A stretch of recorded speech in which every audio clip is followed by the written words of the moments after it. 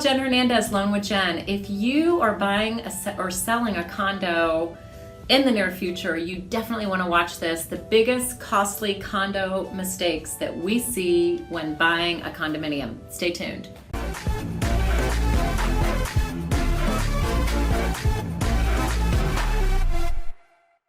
Okay, we're back. Costly condo buying mistakes. These are things over years of just trial and error that I've seen. I've done this for 25 years. I've financed lots of condos. I live in Houston, so there's a good amount of condominiums here. So these are I've got 4 different things that I've identified that are just some big mistakes that we see.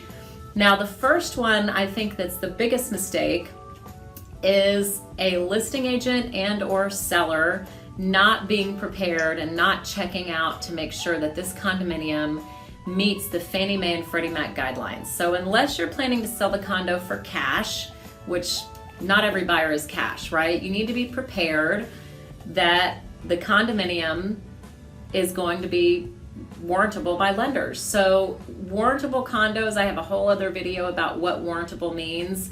You could also Google it, but there's about 25 different points that a condominium must meet for Fannie Mae and Freddie Mac to be okay with lending in that complex, okay? So again, the listing agent and the seller together need to check with the Homeowners Association. There's a questionnaire you could obtain from, just call your favorite lender and obtain the questionnaire.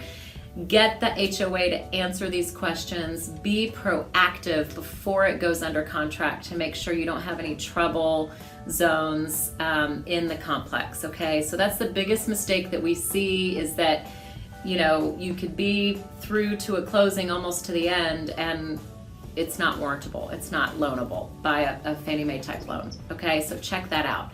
The next thing we see is not allowing enough days. So whatever market you're in, whatever the average turn time is for lenders to close, let's say that it's 30 days, I would tack 2 weeks on it and do 45 on the contract. So condominiums are not loans that can just be slammed through the pipeline.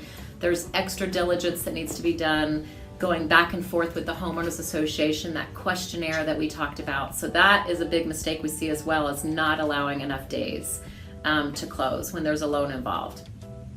The next thing, I alluded to it in the first point, but make sure that the Homeowners Association contact information gets to the lender super quickly. So whether you're a buyer or a seller or an agent, we've got to work together. A very good lender will make sure that they ask the question and get the information quickly. That information is not public record.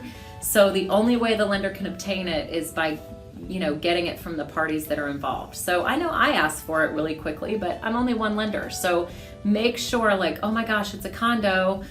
Don't you need to be talking to the Homeowners Association? So put that on your checklist to get that info to the lender.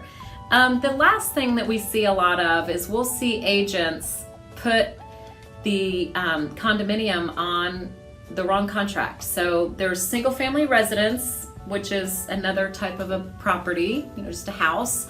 And then condominiums have a separate contract that they need to be on, at least in Texas they do. So other states, every state has their own different kinds of contracts. So depending on what state you're in, but we want to make sure that if it's a condo, it's on the proper contract. So those are the 4 main things that we see that are costly, because they cost time, and time is money, and it causes more errors in the transaction, which at the end of the day can be costly.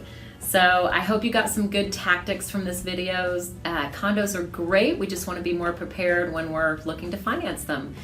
Good luck. Talk to you soon.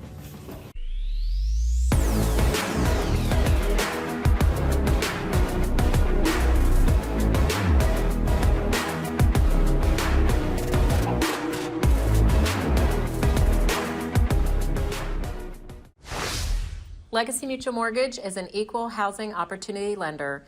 The opinions expressed here do not reflect those of Legacy Mutual Mortgage.